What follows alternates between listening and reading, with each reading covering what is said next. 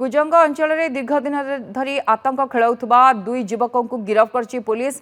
गिरफ युवकों निकटरू गोटे बंदूक 14 गुड़ी 2टी मोबाइल सह गोटे कार जबत होइछि।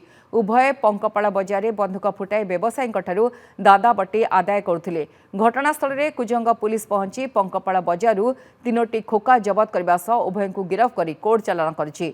गिरफ अभियुक्त माने हेले कुजंग पंकपाड़ अंचल मनोज मल्लिक एवं जगन्नाथ परिडा। मनोज विरोध में पूर्व विभिन्न थाना 11टी मामला रहितबा बेले जगन्नाथଙ୍କ विरोध में 2टी मामला रहितबा सांबादिक सम्मेलन में तिर्तोल एसडीपीओ चिन्मय राउत कहिसंती।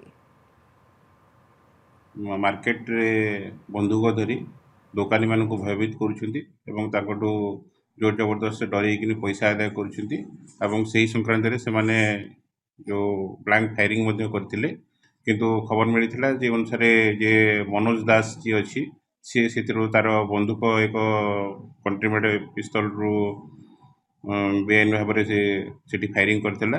टीम से अनुसार प्रथम जगन्नाथ को आप्रेंड करथिले। आप्रेंड कला परे तापरे ता पाखरु जो एमटी खोका जो फायरिंग करथिले से गुडा को तांग पाखरु से जबत करथिले। आमे सेही कुजंग एरिया रो येरो तांग धरा हिची आ से हिसाब रे तांगटो आमे पोजीशन रु बंदूक आ तांगर लाइव एमुनिशंस तांगटो सीजर करा हिची।